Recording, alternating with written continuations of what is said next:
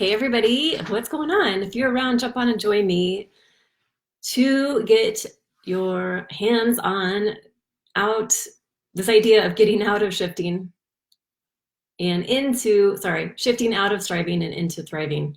My words are all jumbled today. So let me know if you're around and where you are in the world. I'd love to hear from you. And if you have questions as we go, ask away. So we are in September, and so now we're entering the last quarter-ish of the year. And this is the time of year where often we start to feel a little bit frantic, that we only have a couple months left, and are we where we want to be, and do we have enough time to accomplish all that we want to accomplish? And so we're setting ourselves up to be in this place of constantly striving, which leads to anxiety and stress, and really you're heading down the path of getting burnt out. And the thing with this is it's actually pretty, I feel, ingrained in our society to feel like we have to constantly be in a state of striving. And what happens if we're in a constant state of striving is that we don't allow ourselves to acknowledge and appreciate all that we have accomplished and how far we have come and everything that we have completed by now at this time of year. And when we're in that place, we're in a constant place of discontent and distraction, because what happens is we're always looking ahead. And when we don't look behind to see how far we've come, we don't appreciate how much it took to get to where we actually are. And so what I'm going to share with you are some ideas of how to start to choose a place of thriving and get out of the hamster wheel of striving and constantly looking forward and forgetting all that you've accomplished already. So one analogy I like to think about is when you're engaged in an activity that you enjoy, you're not thinking about what's the next activity I get to do, or when am I going to be finished with this activity. You're in that activity and enjoying being in that activity.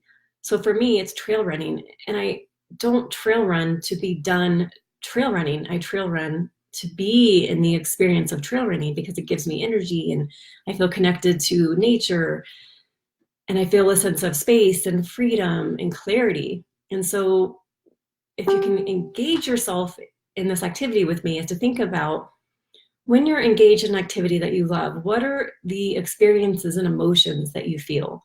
So like I mentioned with trail running, it's freedom and clarity and connection.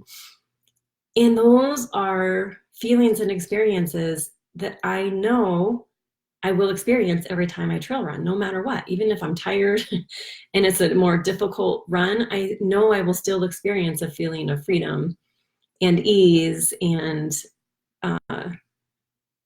connection and clarity. That's just a byproduct of doing the activity. And so if you're in a place of, if I was coming to trail running from a place of striving, I would miss all of that. I wouldn't be in a place of thriving. And thriving is where I get to be there and I'm actually becoming stronger because I'm so in tune with what I'm doing and the environment. And I'm present in the moment. I'm not thinking about when it's going to be done and how fast am I going and what's the next activity that I have to do. I'm actually being in the moment. Thriving, because in thriving, you're in a place of appreciation. You're in a place of presence. You're in a place of joy, really. And when you think about it, most things that we strive for, we're striving for them because we want to experience something, whether that's freedom or security or peace or connection or love or passion. There's some embedded feeling that you're striving in order to experience. And so when you can shift into a place of thriving and see what are all the ways that I can experience joy and freedom and clarity and creativity and connection and love and passion and joy, and how can I ensure that I'm embedding those into my daily schedule. And so I'm planting activities in my day that allow me to experience a sense of freedom and security and joy and connection. so that you're shifting out of this place of striving, of always thinking about what's next and how to get there and how much more you have to do and burning yourself out and being stressed and anxious, and into a place of thriving where one activity naturally lends to the next activity and one connection leads to the next connection. And when you're operating from a place of those high elevated emotions, you're naturally more magnetic to exactly what you desire, so that it's easier for you to receive it and to achieve it instead of coming from a place of striving, which really is a place of lack. And when you're coming from a place of lack and operating out of a place of lack, you are, of course, placing energy and attention on lack. And so you are creating more lack. And we often don't think about striving as coming from a place of lack, but really that's what it is. It's, I'm not happy where I am, and so I need to work hard to get where I want to go. And this is all I need to do. These are all the things I need to do in order to get there. And really, you're never allowing yourself to be just okay where you are and to see what are the things about where I am that I can start to appreciate and value, and allow myself to really acknowledge how far I've come and all I have created and all I have achieved, so that I'm operating from a place of fullness as I continue on my path instead of a place of lack. Because when, again, we create out of lack, we create more lack. And when you create out of fullness, you create more fullness. So your activity today, if you should choose to take it on, is to think about